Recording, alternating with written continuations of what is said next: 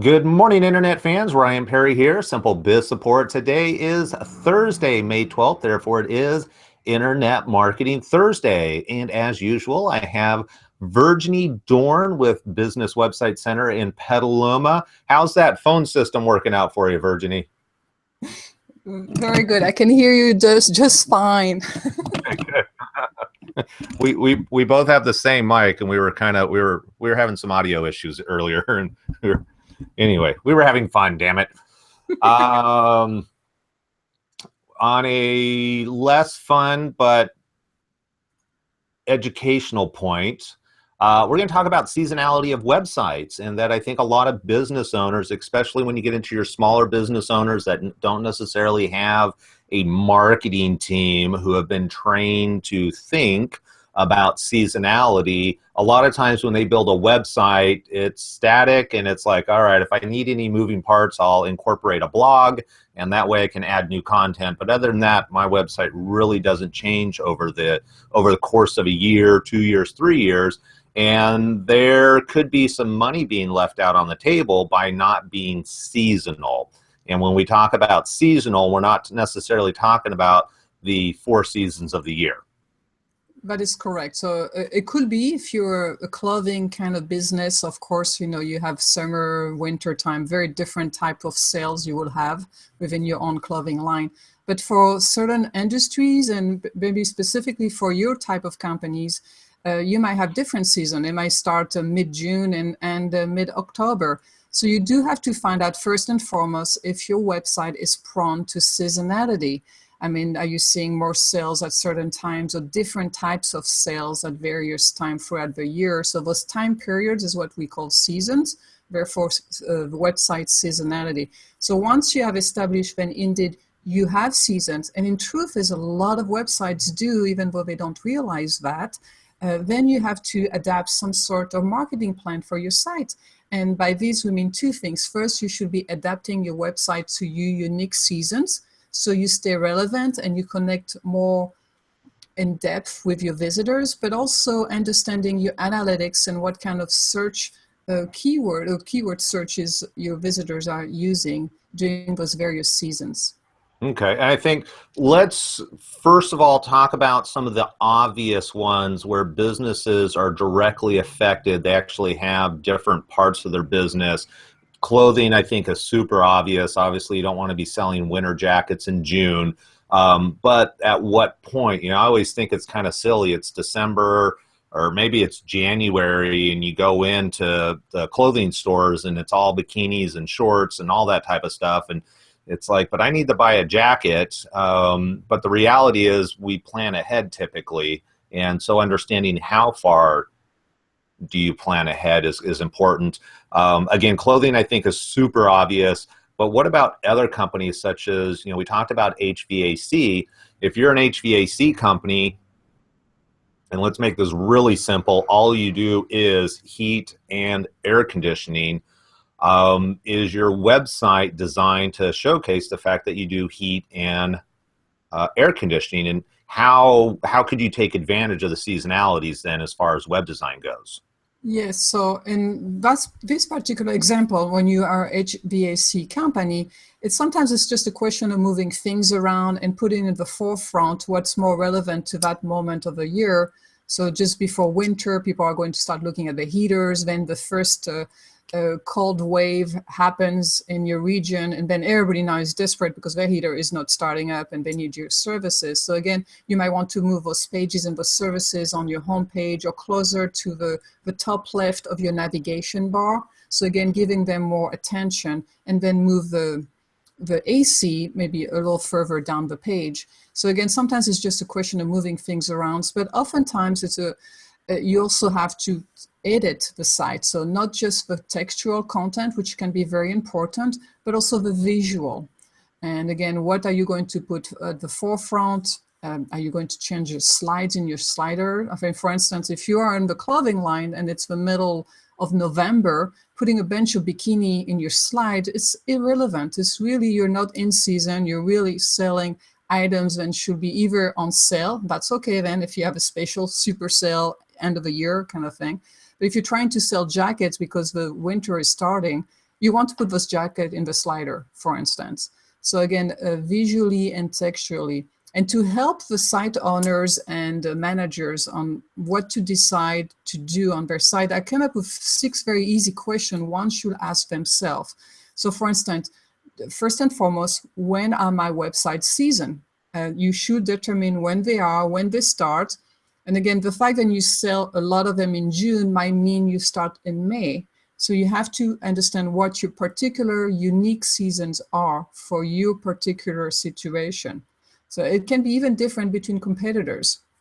So you understand that, you ask yourself that question, then you have to ask yourself, what type of changes do I truly need to make? Are they, again, just textual changes? Sometimes it's sufficient. Are they visual changes? Do I need to change graphics, videos, photos throughout the entire site? So that would be number 2. And then number 3 will be at what time frame again? So if I go back to the time frame, what time frame do I need to make those changes? Again, going back to if I need to sell a lot of this in July, that's where I have a high demand for it. How early do I make those changes before that season hits me? Right. And even just the marketing message may be tweaked when you talk about these different components. Another one that I think of is a roofing company. During the summertime, they really want to promote the message of preventative maintenance. Don't wait till the storm hits. They're not necessarily, they don't want to do repairs. They want to do a whole roof job. However, once it starts raining, then the whole focus, the conversation needs to change. And now we need to talk about, okay, do we just need to do repairs? So maybe they have a special on-site repair work done in a day or something along those lines, because they are not going to be able to rip your roof off and put a new roof on while the storm's going on. But they could do just maintenance to hold you over until there is a break in the weather. That's so very true. And big marketing agencies understand the concept of seasonality, and they do it through their marketing efforts, like on TV, radio, billboards. But somehow on website, it's still a concept that has not been pushed forward, even though it can make the difference between a good website and a great website and truly relate to visitors and stay relevant throughout the year. So we talked about those changes when you have decided that need to be made. Now you also have to ask yourself, is this something I can personally do on my own, or one of my staff members can do? Or is it something I have to pass on to my web designer? Because if it's the case, you have to also prepare that person and give them the heads up then, hey, mid-May, I need you to make all those changes. And that person might say, well, it might going to take me 10 hours, but unfortunately I'm out of town. So again, just really have some, you have to anticipate when the changes have to be made by, and decide if you can make it on your own. So that's why it's always great to have a content management system and to know how to do it, because you can do it by yourself and you're not tied in with a web development company. All right. Okay. Then let's transition from the obvious maybe to the less obvious, and that is that maybe you have seasonal peaks. And so maybe your website message doesn't need to change because what you sell is consistent throughout the year. We were talking before the show that, for you, a lot of times December and June, you get a spike in receivables. However, your message on your website, it hasn't changed at all. There's actually outside factors that are affecting that. That is correct. So for us here is because we mainly deal with corporate accounts. So there is seasonality, but it's not so much something we will need to do. For most of our customers we work with, there are seasonality and there are changes they need to make. So they need to ask themselves how extensive the changes should be and how much time they want to spend doing that. And should they be on throughout the entire site or just some specific pages? Because sometimes just changing the message, just like you explained it about the roofer and doing it on the homepage, is sufficient enough to stay relevant to the season. So yeah, I was actually thinking with somebody like you are tied to a corporate budget. Since your clientele is corporations, a lot of times you're going to get a bump once the budget is renewed, and there are set times throughout the year. If we look at a dentist, we also talked about a dentist or an orthodontist who's doing braces, that there are certain times that kids are going to want to get braces or not want to get braces. based on seasonal effects that are outside of the control of the business. So a roofer is controlled by the actual season, whereas a dentist may be controlled by the school year. You may have an influx or drip, a drop in business based on the corporate calendar and when money's available to make major changes. Yeah, so those two examples are two opportunities to change the marketing message. Just like you mentioned for the roofer, the for dentist during summertime, say, getting ready for the school year, get it done now. Get your kid in the office when you have the time and there's no, classroom schedule restriction. So you can really, it's almost like a call to action. Get it done now before September starts, because then things get really crazy with life, school, and work. So that's a great opportunity for marketing and getting people to actually take an action and book that appointment. Now, we talked about all the changes one could do and why they should do them and when they should do them. But before you can do all of this, you have to know when your seasons are. So you and I are big on having some sort of analytics program on your website, on every single page of your site. I'm a big proponent of Google Analytics for the simple reason that it's a free program. It works great. It has very accurate data. And again, it is a Google product, and we are trying to please Google after all. So for all this reason, we always install Google Analytics. But you as a site owner or manager have to take the time to log into your Google Analytics account and analyze that data. And I know you, Ryan, are an expert at it, and you've looked at millions of, maybe not millions, but lots of those Google accounts. So let's explain to our viewers today how they can compare year on year, month to month. Yeah, we without going actually into a Google Analytics account, basically what you're looking at is going to be the time frame that you're looking at, and there is an option to do year over year if you want to. And essentially, a lot of times I like to break it down. I like to look at big pictures first. And so I'll look at a couple of years and see if there's any major blips. And then I start asking information. Okay, I was able to nail down here. We had a blip. What caused that? And then it's a matter of, do you see seasonal blips? If you're looking over a 3-year period, as an example, do you see that there's an influx?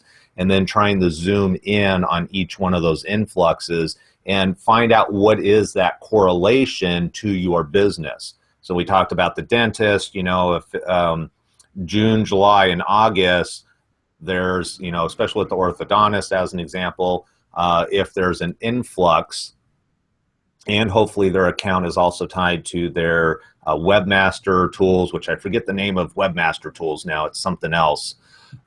You can get some additional pertinent information that will let you know what people are searching for, and that'll give you a clear understanding of what's going on. And essentially we want to see, as it starts rising, let's pick a day before. And really important, what you talked about earlier, is that you can't go, oh, June 30th, everything changes, so let's have a meeting on June 30th and put a plan in place and have our web developer make changes and do all this stuff. It doesn't happen. You need to start a couple months beforehand to do it properly and to make sure everybody has enough time to do their job.